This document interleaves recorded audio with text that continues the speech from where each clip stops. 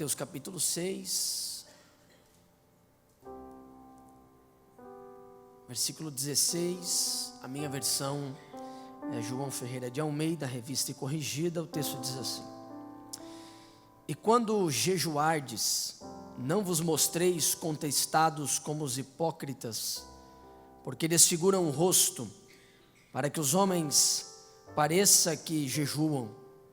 Em verdade vos digo que já receberam o seu galardão.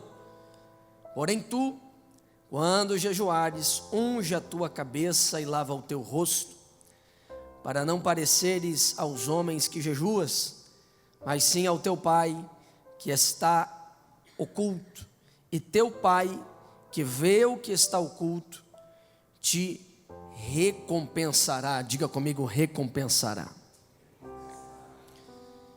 Queridos irmãos, eu quero aqui esta noite conversar com vocês, nessa noite especial de ensino, sobre jejum, a decisão por algo melhor. Jejum, a decisão por algo melhor. Certo pastor, pregando sobre jejum, ensinando sobre esta prática tão importante, disse que o jejum é abster-se de algo bom por algo melhor. É dentro desta linha que eu pretendo abordar o seu coração, para que o Espírito Santo provoque e ministre e crie no seu coração este sentimento da necessidade de decidirmos por algo melhor, por algo mais elevado em Deus, ainda no final deste ano de 2018. Jejum é um exercício espiritual, uma disciplina espiritual, uma prática espiritual, um ato de consagração que talvez seja um dos mais esquecidos do nosso tempo. Raramente, e isso eu falo a nível de Brasil, você vai ver alguém convocando o pessoal para uma campanha de jejum, um momento de jejum. Pouco fala-se sobre jejum, pouco escreve-se sobre jejum. Você vê até tratados sobre oração, você vê tratados que abordam até mesmo sobre o tema espiritualidade, mas pouco fala-se sobre este tema tão importante na Escritura Sagrada, que é o jejum. E na verdade, queridos, falar sobre jejum, nós precisamos tomar alguns cuidados, porque existem alguns extremos, alguns que acreditam que o jejum não é algo mais contemporâneo, e por isso não os praticam, não enxergam a necessidade desta disciplina espiritual.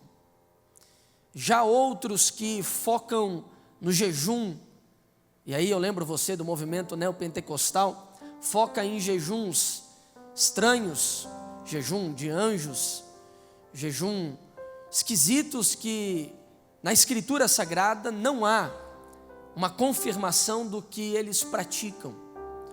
O jejum é algo bíblico, o jejum é algo que a Escritura nos revela muito claramente, porém há uma prática concreta, há um modelo correto, há uma forma em que nós precisamos seguir.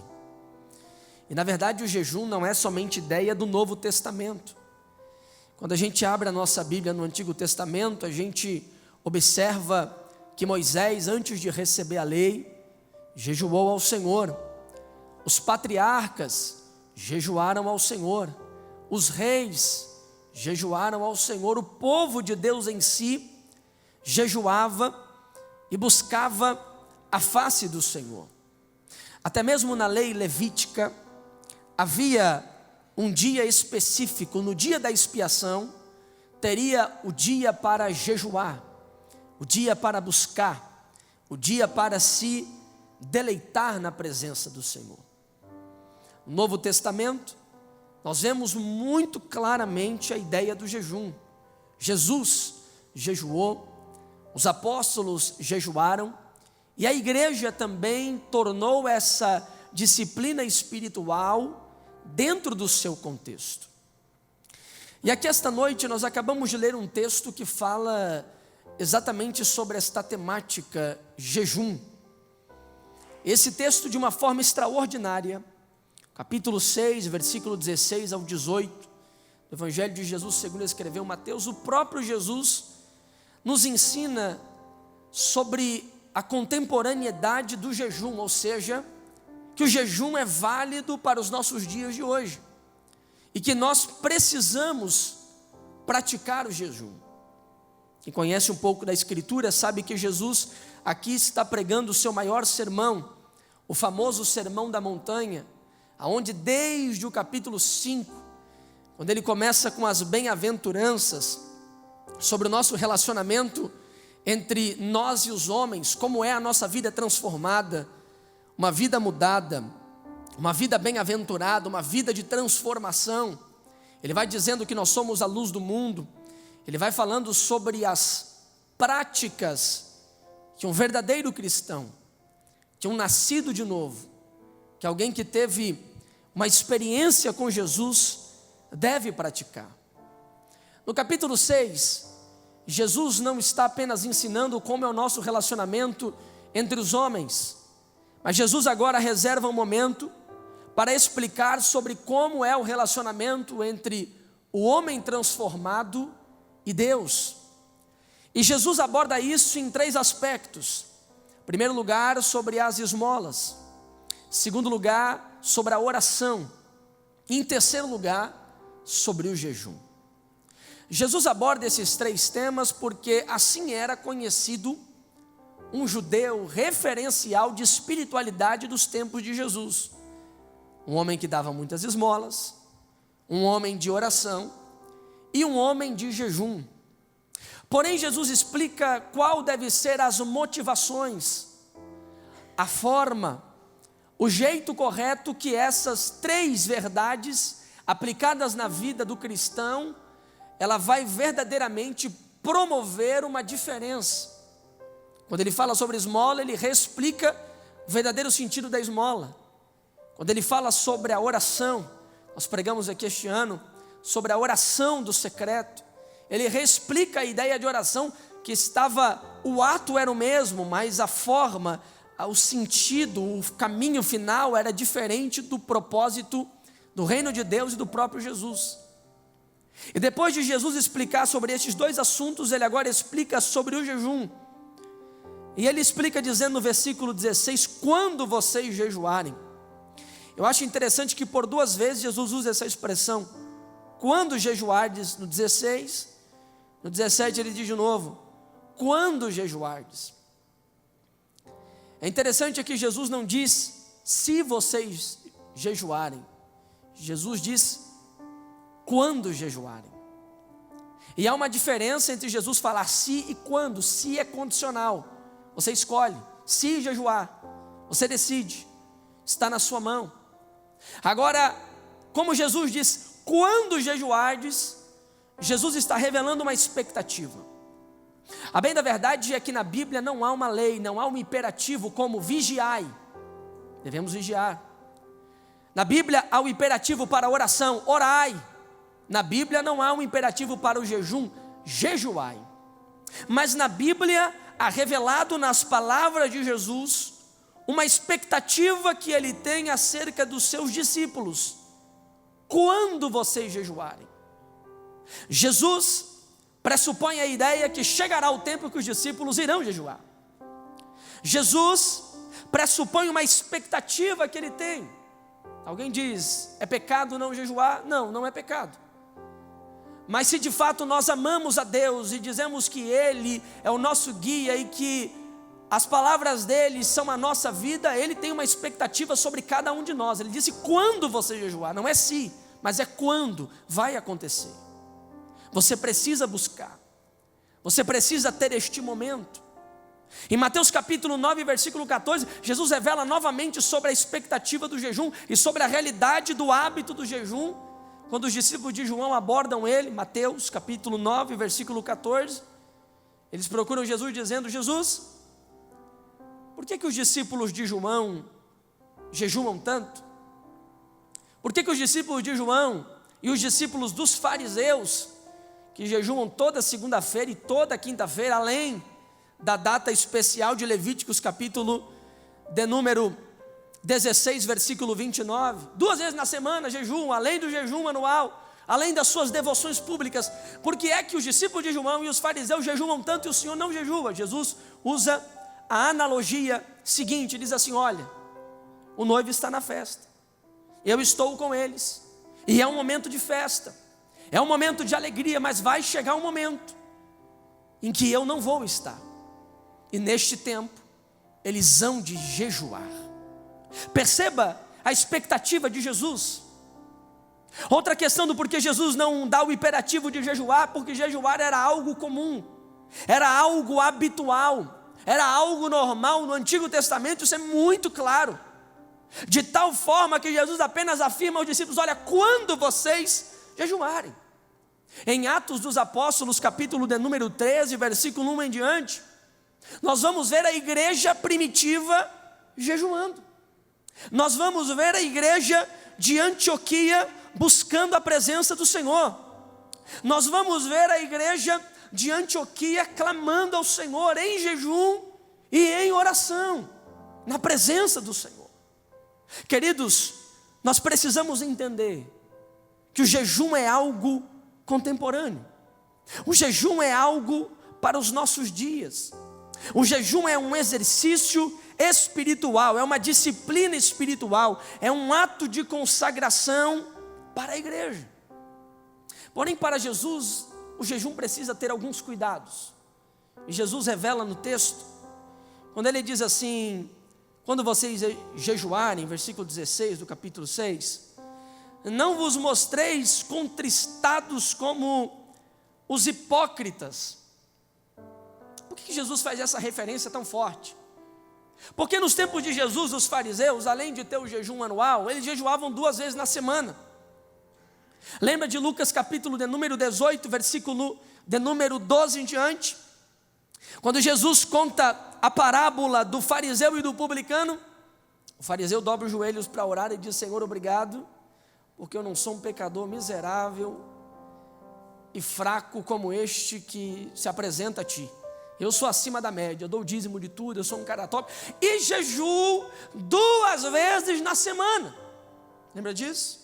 A ostentação, a demonstração da espiritualidade. Jesus diz que nós precisamos tomar cuidado com a hipocrisia.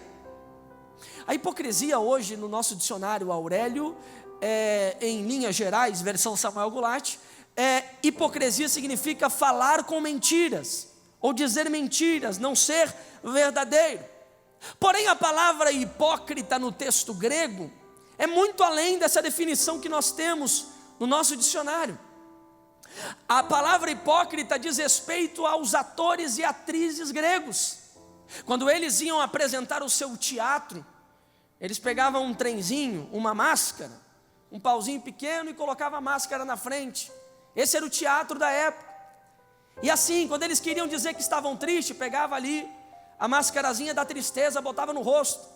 O camarada por dentro poderia estar sorrindo e dizendo sobre lágrimas e lamentações, e a máscara está lamentando, mas ele por dentro poderia estar sorrindo.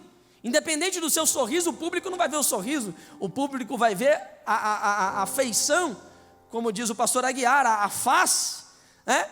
A face de choro. Mas talvez o hipócrita, o ator, não é? Se chamar hoje um ator de hipócrita, acho que fica chateado, né? Mas essa era a palavra original. O hipócrita ia representar, e ele estava muito triste naquele dia, ele não queria trabalhar. Então assim, ele estava todo choroso, mas no dia era uma apresentação feliz, então não importa a face dele. Ele pega a máscara, coloca na frente, vai falando e todo mundo diz: nossa, que cara feliz. Por quê? Porque o que manda não é o sentimento, não é o interior, não é a verdade, o que manda é a máscara. Jesus pega essa palavra do mundo grego e diz assim: agora vocês têm que aprender um negócio aqui. Comigo não tem hipocrisia, comigo não tem teatro, comigo não tem máscara, comigo não tem este fingimento, comigo não tem palco. Jesus está falando que o que vale no jejum não é apenas o ato, mas é a intenção. Porque quando o fariseu jejua, além do jejum anual, do dia da expiação, na segunda e na quinta-feira, o fariseu está dizendo: olha para mim, jejua publicamente, coloca a sua máscara de santidade, independente da sua intenção, a máscara é de santidade, e quem olha diz: uau, esse camarada é batuta mesmo, esse cara é crente, rapaz, eu admiro, é um cara muito crente mesmo. E Jesus está dizendo: querido, jejum é um hábito, mas não pode ser um hábito mecânico. Jejum é algo que tem que acontecer na tua vida, mas não é apenas uma coisa mecânica, uma coisa para impressionar alguém. Há um texto clássico da Bíblia que fala-nos exatamente sobre esta questão de cuidarmos com a hipocrisia. Abra sua Bíblia aí, eu quero ler com você isso aqui, Isaías capítulo 58. Vamos deter pelo menos uns 5 minutos aqui nesse texto, para Deus falar de pertinho com a gente. Abra aí Isaías 51, versículo 1 em diante. Isaías 58, perdão. Isaías capítulo 58, versículo 1. Jesus, ele falou sobre esta verdade, mas no Antigo Testamento, Deus, o Pai, falou sobre essa verdade. Quando ele disse assim: clama em alta voz, não te detenhas, levante a voz como trombetas, anuncie ao meu povo a sua transgressão, a casa de Jacó, os seus pecados. Todavia me procuram cada dia, tomam prazer em saber meus caminhos, como um povo que pratica a justiça e não deixa o direito do seu Deus. Pergunta-me pelos direitos da justiça, tem prazer em se chegar a Deus, dizendo: por que jejuamos nós e tu não atentas a nós? Por que afligimos a nossa alma? O jejum no Antigo Testamento era conhecido como afligir a alma, é um sinônimo. E tu não sabes, tu não vê, eis que no dia em que jejuais, achai o vosso próprio contentamento e requereis todo o vosso trabalho. Olhe para cá, por favor. Talvez é a primeira vez que você está lendo esse texto, ou talvez você já conheça esse texto. Me permita me localizar você nesse texto. Esse texto é um tempo em que Israel está vivendo a religiosidade de forma mecânica. Judá, bem na verdade aqui é Judá. Judá está vivenciando de forma mecânica a sua vida com Deus. O texto diz: vocês têm prazer nos meus caminhos. Mas o prazer aqui não é que quer fazer a vontade de Deus, é que o negócio ficou bom mesmo. Ficou bom ser crente. Estava bacana. Buscar a Deus era algo bonzinho. Era algo assim que impressionava o pessoal. Então assim, eu tinha um momento do rito que eu ia porque era bacana para mim. Sabe, gente, a gente corre o mesmo risco de Judá, se acostumar com o sagrado e achar bacana as coisas sagradas. Então eu venho para a igreja porque é bacana. Eu venho para o culto que é bacana. Eu compartilho a live do culto que eu acho bacana, porque hoje em dia está lindo. O negócio de ser gospel é um negócio chique demais. O ator e a atriz ou o cantor quer ficar mais famoso, coloca lá cantor de funk, que se prostitui, e no final evangélico, e aí ganha muito seguidor. Está assim hoje. Você diz evangélico, que trem é esse? Por quê? Está bonito. Então assim, lá fora vive como quer aqui, adorarei, e glorifica e vive uma vida. Gostou do negócio, não tem mais a intenção correta. O texto diz que eles uma hora se tocam que Deus não está respondendo. Eles dizem assim: Senhor, por que o Senhor não nos responde? Por que o Senhor não fala conosco? Por que o nosso jejum não sobe a Ti? Aí Deus vai responder. Versículo 4 em diante, Deus diz assim: eis que para contendas e debates jejuais, e para dardes punhadas impiamente, não jejueis como hoje para fazer ouvir a vossa voz no alto. Seria este o jejum que escolheria? Que o homem um dia afligia a sua alma, que incline a sua cabeça como junco. Junco era uma espécie de bambu, que ele se dobrava para frente, e estenda debaixo de si o pano de saco grosseiramente cinzas. Chamarias tu a isso de jejum e dia aprazível do Senhor? Versículo 6, porventura, não é este o jejum que escolhi, que soltes as ligaduras da impiedade, ou seja, que viva justamente, que desfaças a atadura do jugo, e que deixes livres os quebrantados, e que despedaces todo o jugo. O que Deus está dizendo para este povo? O povo até jejuava, O povo até orava, mas havia injustiça, havia impiedade. O povo não queria viver a prática, queria apenas viver a rotina religiosa. O povo não queria ter uma conduta, queria ter um momento de espiritualidade.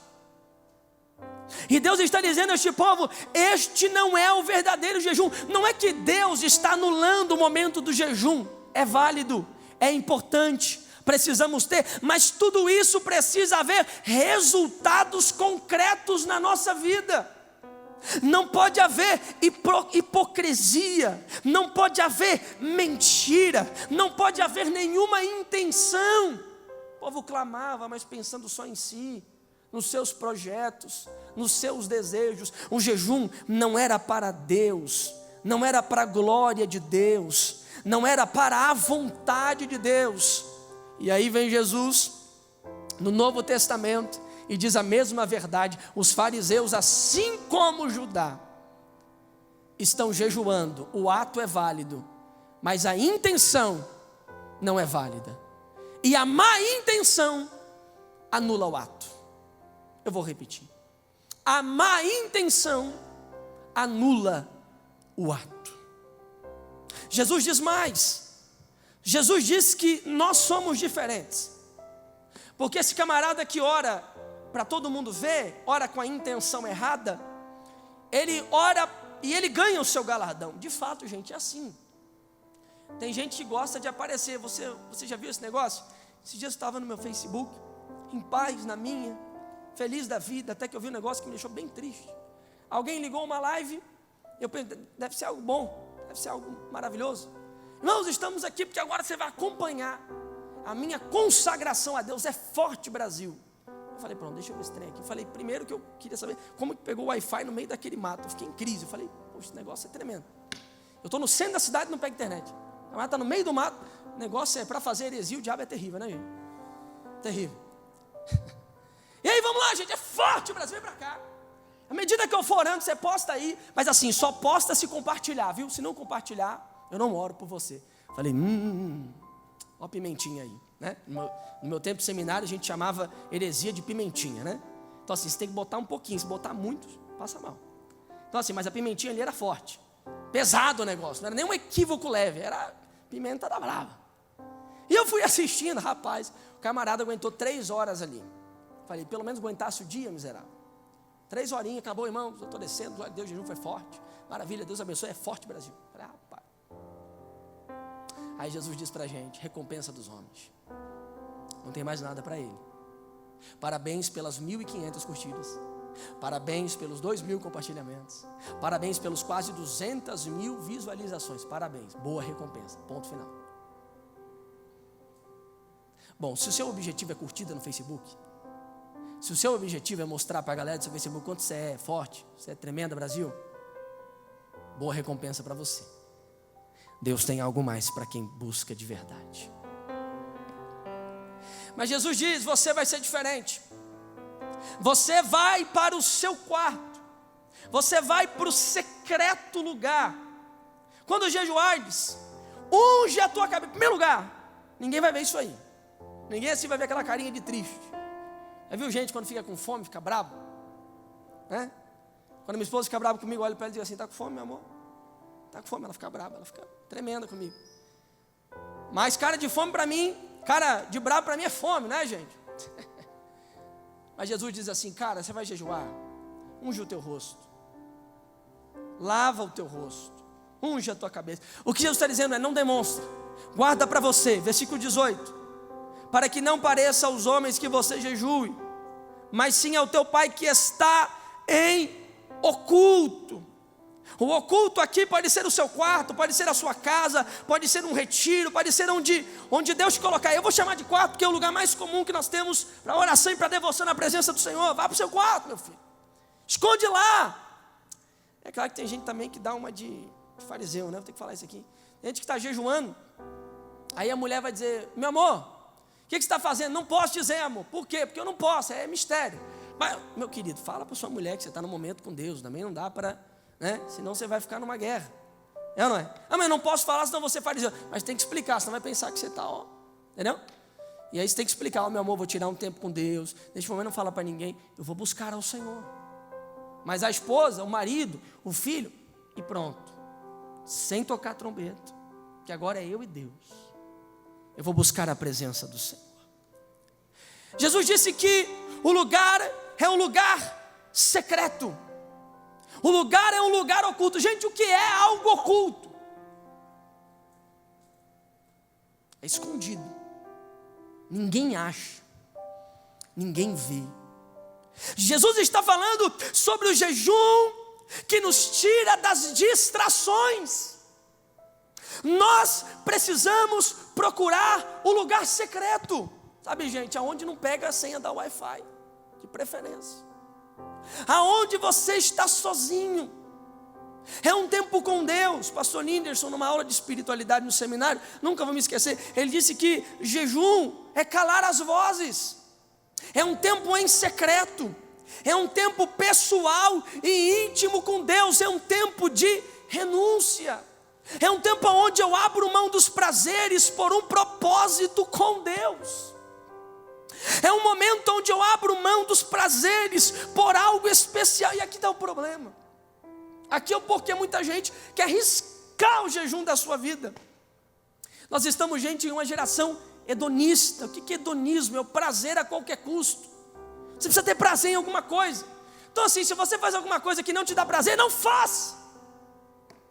Tem que estar se sentindo bem, tem que o coraçãozinho tem que ficar bem, tem que estar alegrezinho. E se você não estiver muito alegre, nem vale a pena, porque você não, entendeu? Você não sentiu de jejuar, não jejua. Não, gente, mesmo sem sentir, jejua. Mesmo doendo, jejua. Porque jejum é renúncia, é um tempo integral, é um tempo proposital, é um tempo direcionado. Quando Jesus disse ir para o oculto, Jesus está dizendo: venha para uma integralidade. Agora você só vai ouvir Deus. Um lugar onde todas as vozes serão caladas. E você agora não vai mais dar lugar para os prazeres, mas você vai se alinhar com o propósito de Deus. John Piper escreveu um livro chamado Fome por Deus. E ele disse a seguinte frase: o que nos atrapalha na nossa intimidade com Deus nem sempre são as coisas más, mas também pode ser as coisas boas. É quando a gente ama mais a dádiva de Deus do que o Deus da dádiva. É quando a gente ama mais as coisas que Deus deu do que o próprio Deus. É quando a gente quer mais a bênção do que o abençoador. É quando a gente prefere andar nas benesses de Deus do que no propósito de Deus. Mas Deus está dizendo: há uma expectativa de Jesus para os seus discípulos. E a expectativa de Jesus é que há um tempo em que você vai ter que decidir por algo melhor. De fato, gente, uma picanha é uma coisa muito boa, não vou dizer que não é. Uma comida japonesa aí para quem gosta, aquele sashimi maravilhoso. Você coloca aquele molinho shoyu, que maravilha, para quem gosta já está salivando nesse momento. É bom? Claro que é. Mas existe algo melhor de Deus para ser gerado em você. Mas isso só será gerado em você quando você tomar a sua decisão. Dizer: eu vou buscar. Eu vou reservar este tempo, eu vou renunciar a este tempo, eu vou renunciar a esta alimentação física, eu vou renunciar tudo ao meu redor, porque eu decido por algo melhor. Eu sei que Deus tem algo melhor. E de fato Jesus diz assim: porque o teu Pai que te vê em oculto, você está de olho no texto? Diga forte, diga recompensará. Diga como um crente ousado, diga recompensará. Recompensará. É aqui que eu quero me deter um pouco com vocês, porque eu estou falando sobre o jejum. A decisão por algo melhor. Jesus diz que se eu for diferente do hipócrita, se eu cumprir a expectativa, se eu for para o secreto, Jesus diz que há uma recompensa, há algo especial, há algo de Deus para quem busca. Por isso que eu disse que jejum é a decisão por algo melhor. Porque Jesus está dizendo: há uma recompensa para quem busca, há uma recompensa para quem jejua, há uma recompensa para quem vai aos pés do Senhor e renuncia, se abstém de um tempo, de um momento especial aos pés do Senhor. E de fato Jesus experimentou isso na sua vida. E eu quero falar aqui rapidamente, dentro do horário que nos é proposto, sobre 4 recompensas que nós temos à luz do Novo Testamento, que Jesus nos comprova que há nesse ato maravilhoso de jejuar. Primeiro, Mateus capítulo 4, você volta 2 páginas da sua Bíblia. Jesus vai iniciar o seu ministério. Depois do batismo de Jesus, Jesus vai para o deserto. A Bíblia diz que ele jejuou 40 dias e 40 noites e depois teve fome. Alguém discute aqui se o jejum é parcial, imparcial, se ele de fato foi só comida ou teve água, porque não cita água, não quero saber. Ele jejuou. Se tem água, a fibra da água é praticamente inexistente, ok. Mas jejuou, alimento, absteve. 40 dias e 40 noites na presença do Senhor. Por quê? Porque Jesus sabia que ele enfrentaria o tentador. E os irmãos sabem que o diabo vem para tentar frustrar os planos de Deus Pai com relação à obra redentora de Jesus.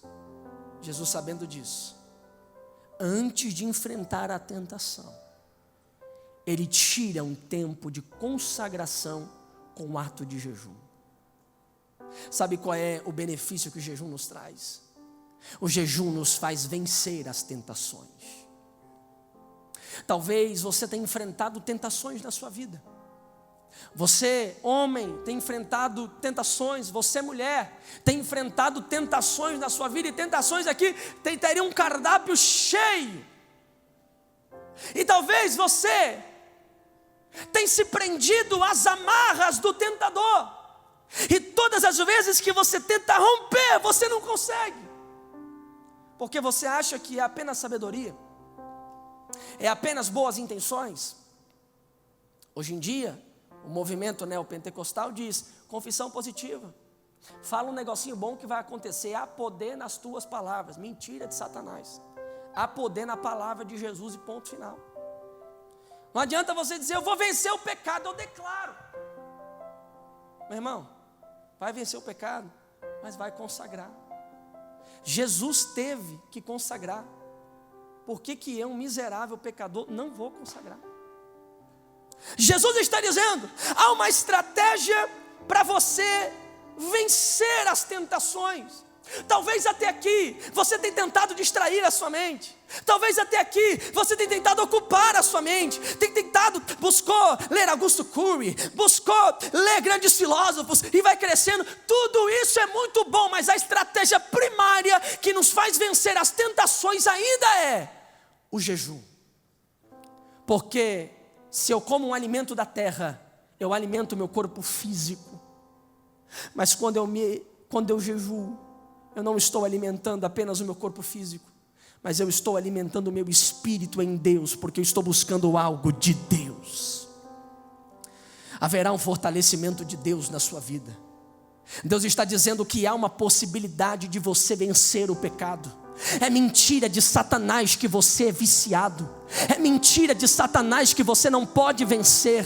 É mentira do diabo que essas amarras não são rompíveis. É você que não está decidindo pela estratégia para viver o melhor. Mas nessa noite, se você decidir, se você buscar, se você estiver na presença dEle, conforme aquilo que Ele nos ensinou, eu não tenho como prometer que você vai deixar de ser tentado, mas eu tenho como prometer à luz da Bíblia que você não será derrubado pela tentação.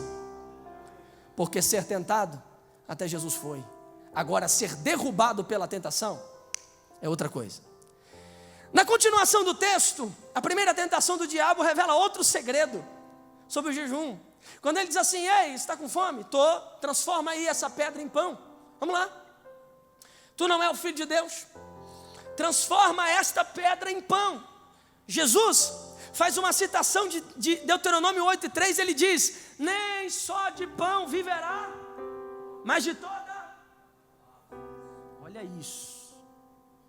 Jesus diz: nem só de pão viverá o homem, mas, novo alimento, de toda palavra que sai da boca de Deus. Sabe o que é isso? Jejum me leva à dependência. Quando eu estou no jejum, eu aprendo a ser dependente de Deus. Eu aprendo que existem coisas na minha vida que tudo que eu tenho que fazer é me humilhar. Eu aprendo que existem realidades na minha vida que tudo que eu tenho que fazer é me colocar na presença dEle, porque quando eu dependo dEle é como o povo de Israel no deserto: não trabalhou, não semeou, mas o maná caiu do céu. Quando você jejua, o maná celestial de Deus alcança a tua vida. O maná de Deus alimenta a tua vida. O maná de Deus quer alimentar a sua vida. Jejue, porque vai te levar à dependência. Terceiro lugar, penúltimo, a gente caminhar para o encerramento. Quando a igreja de Antioquia vai decidir, gente, esse texto é muito lindo, abra a sua Bíblia, Atos 13. Eu quero olhar esse texto da perspectiva do jejum. Atos capítulo de número 13, por favor. Esse texto tem muitas lições maravilhosas, mas eu quero olhar da perspectiva do nosso tema, do nosso assunto, a recompensa do jejum. Jesus disse que tem recompensa. Quais são? Para você não esquecer: primeiro, vencer as tentações. Segundo, nos ensina a declarar dependência, nos humilha, como diz a Escritura no Antigo Testamento, é afligir a alma, é humilhar-se perante o Senhor. Atos 13, eu vou ler o texto para ajudar a gente no tempo. Diz assim, minha versão é NVI, diz assim: na igreja de Antioquia havia profetas e mestres: Barnabé, Simeão, chamado Níger, Lúcio de Cirene, Manaém, que fora criado com Herodes, o tetrarca, e Saulo. Enquanto adoravam, ou o texto, numa outra versão, diz serviam. Na NVI diz: adoravam ao Senhor e faziam o quê? E disse o Espírito Santo: separai-me Barnabé e Saulo para a obra que eu vos tenho chamado. Assim depois de jejuar e orar, impuseram-lhe as mãos e os enviaram. Até aqui, por favor. Em primeiro lugar, a primeira coisa interessante que eu vejo nesse texto é que eu vejo em 3 versículos o jejum ser citado 2 vezes com relação a essa igreja. O Espírito Santo, eles precisam de um discernimento do Espírito Santo, eles servem e jejuam. O Espírito Santo fala, eles jejuam. O que eu percebo aqui é que o jejum fazia parte de uma rotina dessa igreja. Porque tem gente que acha que o jejum é para tempos de crise.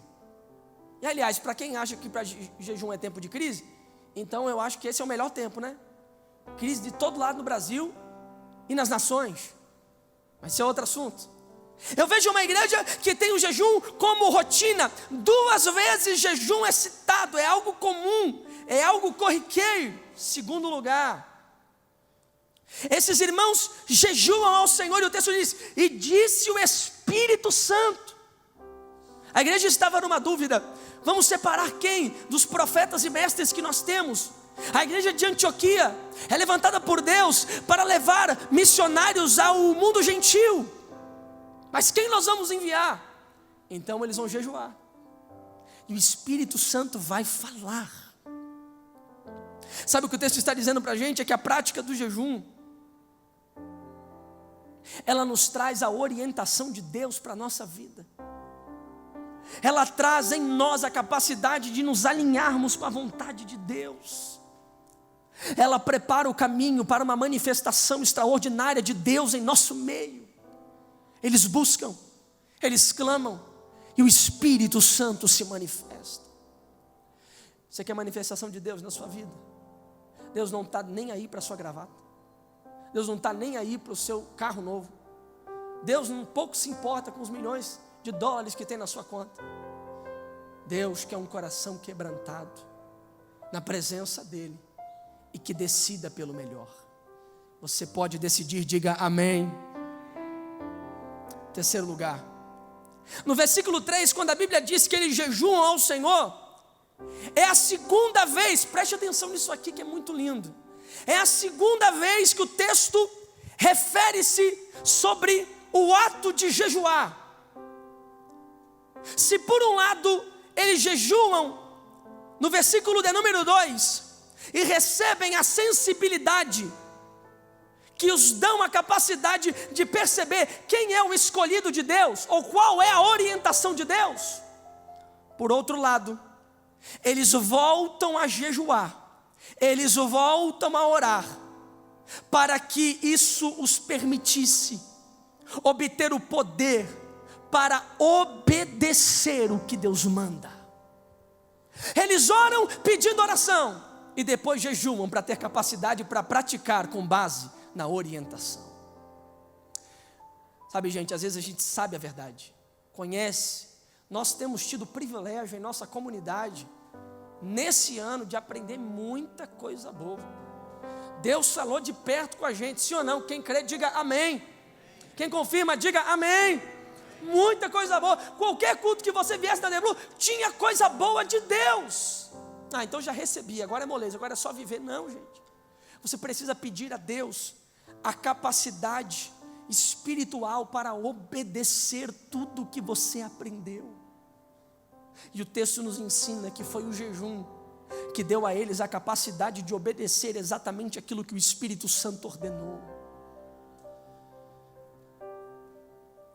Em último lugar, recompensará. Haverá uma recompensa. Queridos, a Bíblia diz em Marcos capítulo de número 9, que Jesus enfrenta uma situação terrível, aonde mediante a uma possessão demoníaca, os discípulos se abalam. Por quê? Marcos capítulo 9, a Bíblia diz que um pai tem um filho, e esse filho, ele não é normal. Imagine você jantando com seu filho. Quem é pai e mãe aqui? Quem é pai e mãe? Levante a mão, levante a mão. Imagina você jantando com seu filho, olha que maravilha. Você jantou com seu filho, de repente o menino pega o prato e joga para cima, cai no chão, range o dente, espuma pela boca. Não seria bom, mas é isso que está acontecendo com esse pai. Eu quero que você se coloque no lugar deste pai, um pai já sem esperança, porque o espírito toma e ele range o dente. Mateus diz que cai no fogo, cai na água, um negócio extraordinário. Mas ele ouve falar de Jesus, aleluia. Então ele vai até Jesus, e agora ele pensa assim: bom, eu vou até Jesus. O problema é que Jesus está cercado de dois públicos. Primeiro, a multidão. Segundo, os seguranças dele, os discípulos. Então assim, rompeu a multidão, cai na mão dos discípulos. E se cair na mão dos discípulos, às vezes Jesus não está. E naquele dia Jesus não estava, ele estava no monte com 3 deles. E então, ele diz assim: bom, se não posso falar com Jesus, vou falar com quem anda com ele. A Bíblia diz que ele apresenta o seu filho aos discípulos, e eles oram, clamam. Eu penso que se os discípulos fossem pentecostais, iam dar uma machada, iam dizer glória, iam falar língua estranha, mas o demônio não saiu. Gente, eu estou dizendo que o demônio não saiu. Sabe o que é mais estranho? 3 capítulos anteriores, capítulo 6, versículo 7, a Bíblia diz que ele chamou os 12 e os deu poder sobre espíritos imundos. E eles foram e expulsaram. Agora a turma está. Cadê Pedro nessa hora? Pedro era o cara valente. Pedro via uma fagulha e dizia que era a Torre Eiffel. Pedro era o cara. Pedro era o cara de exagero. Então assim, vem, imagina que Pedro tomou uma frente e disse assim: agora eu vou orar, que eu sou o líder da turma. Então bota a mão, Pedro. Orou, não saiu. Vai André, vai Bartolomeu, vai João. Passou os 12, irmão. O demônio não saiu. De repente Jesus desce no monte, ora pelo garoto, expulsa o demônio, saiu, amém, glória a Deus, foi curado. Mas agora há um questionamento. Os discípulos entram para dentro de uma casa e perguntam para Jesus: Jesus, porque nós não podemos expulsar, versículo de número 29 do capítulo 9, por que nós não podemos expulsar? E Jesus vai responder no 29, porque existem castas de demônios, que só saem com oração, mas tem mais uma coisinha aí, jejum. Jesus está revelando aqui, que existem desafios espirituais, que nós só vamos romper munidos da estratégia, do melhor de Deus para nós, que é o jejum. Efésios capítulo 6, versículo de número 10 em diante, a Bíblia diz que nós estamos em uma batalha, e nessa batalha nós precisamos nos vestir da armadura de Deus, porque há poderes, há estratégias, há espíritos, há autoridades espirituais da maldade. E esses espíritos imundos, eles agem com ciladas. A palavra cilada no grego é metodeia, é artifício, é truque, é arte, é malandragem. São diferentes níveis de hierarquias espirituais. Há algo de Deus tremendo em Efésios 6, eu não vou entrar aqui, mas há diferentes níveis de enfrentamento. E naquele dia, eles precisavam estar preparados, mas de fato não estavam. Sabe o que nós entendemos com Jesus? É que o jejum nos prepara para os enfrentamentos espirituais. Existem realidades que você só vai romper na sua família com jejum. Existem realidades que só será rompida na sua casa com jejum e consagração. Existem realidades no seu serviço que só será rompida com jejum e oração. Existem estratégias do mal em nossa cidade que a igreja só romperá na dependência total de Deus e no clamor e na humilhação através do jejum. Queridos, nós recebemos uma enxurrada de Deus de quinta-feira para cá. Desde quinta-feira, lá na Jerusalém, sexta-feira aqui na sede, nós estamos aprendendo sobre igreja missional. E eu creio que todos nós desejamos ser igrejas missional, fazer a diferença. Mas existem realidades que nós só vamos romper com o jejum. E sabe, gente, infelizmente, tem gente que brinca de ser crente, mas o diabo não brinca de ser diabo. Não adianta você ser cheio de teologia é maravilhosa, claro que é, por isso que eu me formei, é uma bênção. Mas não adianta você ter 50 citações, desde teólogos pentecostais até puritanos e reformados, o demônio não sai. Não adianta você saber o grego, saber o hebraico, não adianta você ter carteirinha de membro de 1000 anos, não adianta, meu irmão. Existem coisas que nós precisamos nos armar espiritualmente em Deus, e eu tenho uma palavra de Deus para você: nós estamos em guerra. Nós estamos em uma batalha. Tem gente que anda com a sua bandeirinha branca por aí, declarando paz para todo lado. Não, querido, Jesus veio trazer a paz com Deus, guerra contra o diabo. Você está numa guerra, você está numa batalha, e o Espírito Santo clama ao meu coração para falar para você esta noite: joga essa bandeira branca para fora. Entra nessa guerra, entra nessa batalha, usa as estratégias de Deus, porque o mal vai perder esta batalha, porque maior é aquele que está conosco do que aquele que está no mundo. Fica de pé comigo esta noite, por favor. Aleluia. Jejum, a decisão por algo melhor. Você precisa decidir. Você precisa abster-se de algo bom por algo melhor. Você precisa escolher. Existe uma frase que eu não sei o autor, mas essa frase mudou a minha vida quando eu a ouvi pela primeira vez. E a frase é essa: Deus não tem filhos prediletos, Ele tem filhos que o preferem. Vou repetir: Deus não tem filhos prediletos, Deus tem filhos que o preferem. Jesus disse que há uma recompensa para quem jejua, para quem decide por algo melhor. E quem não decide, gente? E quem não decide, gente? Você precisa tomar essa decisão hoje. Você não pode terminar o mês de novembro sem tirar um tempo com Deus. Eu sei que tem gente aqui que tem uma correria tão grande, meu Deus. Trabalha na correria, vem direto do serviço para cá. Glória a Deus pela sua vida, você é uma bênção. Mas tente tirar algum momento com Deus. Tente tirar um tempo de qualidade com o Senhor. Diga: esse tempo é teu. Nem que seja 2 horas da sua manhã, acorde mais cedo, consagre ao Senhor. Porque existe recompensa. Existe algo melhor para você viver em Deus, que você não está decidindo.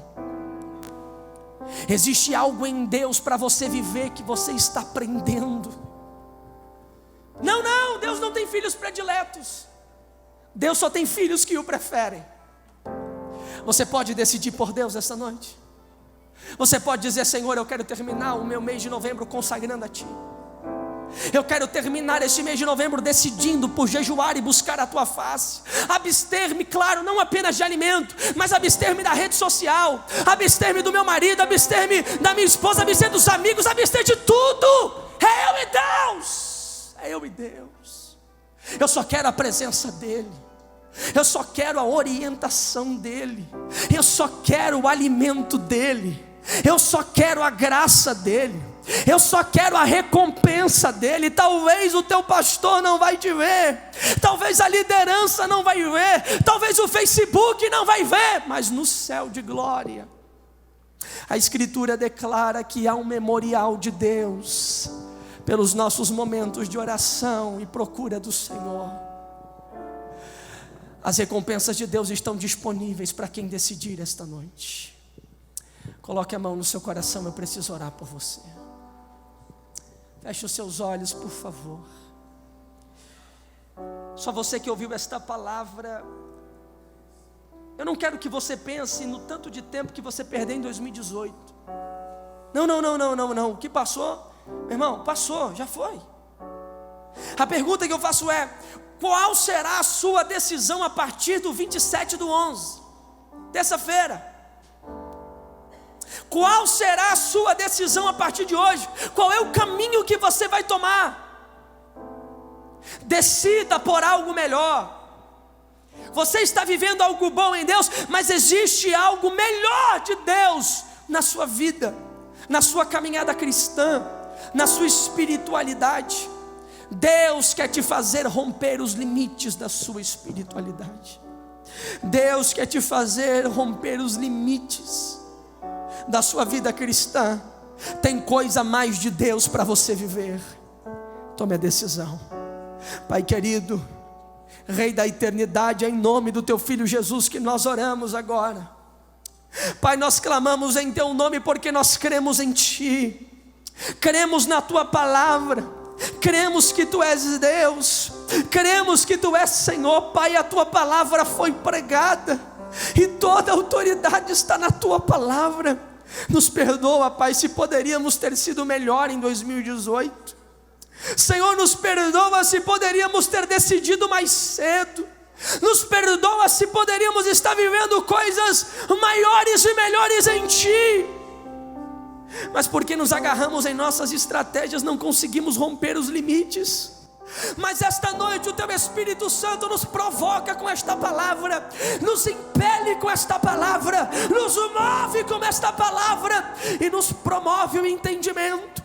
Ilumina o nosso coração, ilumina a nossa mente, aquece o nosso coração com fogo do Espírito e nos promove a capacidade de decidir por viver algo melhor, decidir por algo a mais. Deus, nós não queremos abandonar as Tuas expectativas. O Senhor esperou que os Seus discípulos jejuassem e nós estamos aqui para declarar: nós cumpriremos as Tuas expectativas, não para os homens, não para nossa glória, mas para Ti, para nos rendermos a Ti, para buscarmos a Ti, para procurarmos a Ti e recebermos as recompensas que vem de Ti, as bênçãos que vem de Ti, a graça que vem de Ti, a presença que vem de Ti. Nós declaramos que decidimos por viver algo melhor, por viver algo maior, por viver algo mais na Tua presença.